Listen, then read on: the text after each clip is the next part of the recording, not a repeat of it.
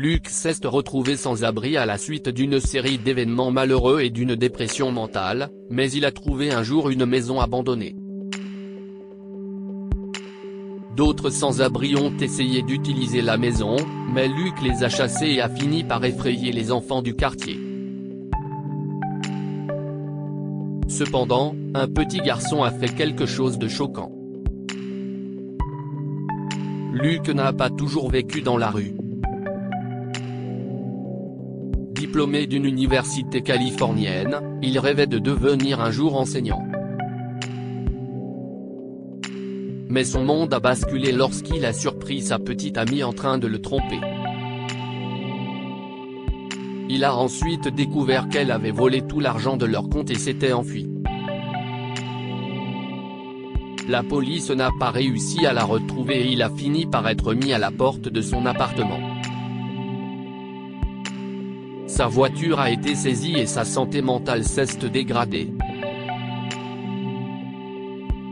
Il ne faisait confiance à personne et ses parents étaient morts depuis longtemps.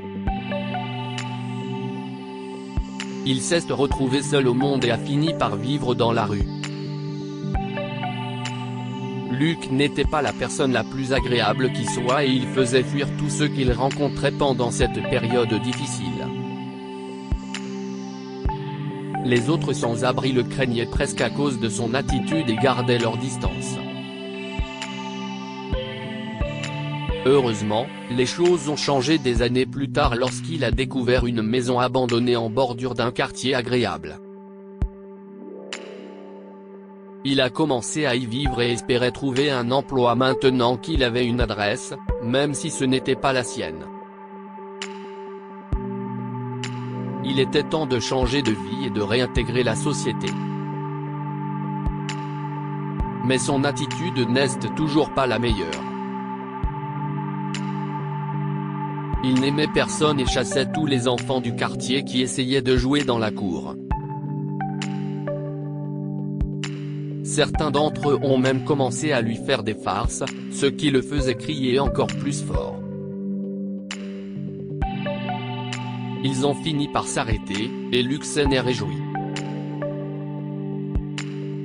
Il avait besoin de paix pour retrouver sa santé mentale, et cette maison était devenue son havre de paix. Mais un jour, il fut réveillé de son sommeil sur le sol lorsque sa porte s'ouvrit en grinçant. Il ouvrit immédiatement les yeux et cria dans l'obscurité, « Qui est là? Qu'est-ce que vous faites ici? Sortez !» Ses yeux parvinrent à se focaliser sur une lueur, et il vit une petite silhouette près de la porte. « Je suis désolé, monsieur. Je ne voulais pas vous réveiller, » répondit une petite voix. « Oh, si est-ce encore vous, les enfants, qui faites des bêtises. Vous ne pouvez pas laisser un homme dormir en paix pour une fois ?» Luc s'emporta, se leva et s'approcha de l'enfant. Il regarda la petite taille du garçon et détermina que l'enfant ne devait pas avoir plus de 8 ans. Il se rendit également compte que le gamin semblait avoir peur de lui, ce qui serait normalement idéal, mais ce gamin tremblait. « Hé, petit, je ne te ferai pas de mal. » « Mais qu'est-ce que tu fais ici ?» demanda Luc, en baissant la voix pour paraître plus doux. Il s'agenouilla également sur le sol. Le garçon le regarda fixement et cessa enfin de trembler. « Je suis venu ici parce qu'ils m'ont mis au défi, » expliqua-t-il. « Qui? Les autres garçons. Je viens d'aménager ici avec ma mère. Je m'appelle Scott. Ma maison est à l'autre bout de la rue. Je ne me suis pas encore fait d'amis. Je voulais me faire des amis, dit l'enfant, la voix encore hésitante. Qu'est-ce qu'il voulait que tu fasses ? demanda Luc, fronçant les sourcils car il se sentait malheureux pour l'enfant. Ils voulaient que je vienne ici tout seul. Ils ont dit que c'était effrayant, et je voulais prouver que j'étais assez courageux pour le faire, répondit-il en pinçant les lèvres et en regardant enfin les yeux de Luc. Ils étaient brillants et sérieux, et quelque chose dans son visage rappelait à Luc son propre âge. Si est-il bon, Scott? Cette maison n'est pas hantée. Si est-il juste que je fais fuir tout le monde, commença Luc. Tu veux que je parle aux autres enfants? Ils sont dehors? Oui, viens avec moi, Scott applaudit, souriant enfin. Luc suivit le garçon et rencontra les autres enfants. Il leur demanda de s'excuser auprès de Scott pour l'avoir envoyé dans une maison inconnue et leur demanda gentiment de ne plus l'embêter parce qu'il voulait juste être seul. Tous les enfants acquiescèrent, s'excusèrent et s'enfuirent chez eux. Luc fut surpris qu'il ne l'ait plus jamais dérangé après cela. Les enfants réagissent mieux à la gentillesse qu'a m'écrit d'il y a quelques jours, pensa-t-il. Si est-il peut-être à cause de mon attitude que ma vie a déraillé. En fait, les enfants ont commencé à lui apporter de la nourriture et des encas chaque fois qu'ils le pouvaient. Il les laissait toujours à l'extérieur, même si Scott entrait parfois pour le saluer. Il n'arrivait pas à croire qu'ils faisaient tous quelque chose de si gentil pour un étranger qui avait crié et les avait effrayés à plusieurs reprises. Cependant, quelques jours plus tard, Luc lisait un livre dans la maison quand quelqu'un est entré en trombe. C'était une femme qui tenait la main de Scott, et elle était furieuse. Elle lui a crié dessus. « Que faisiez-vous avec mon enfant dans cette maison?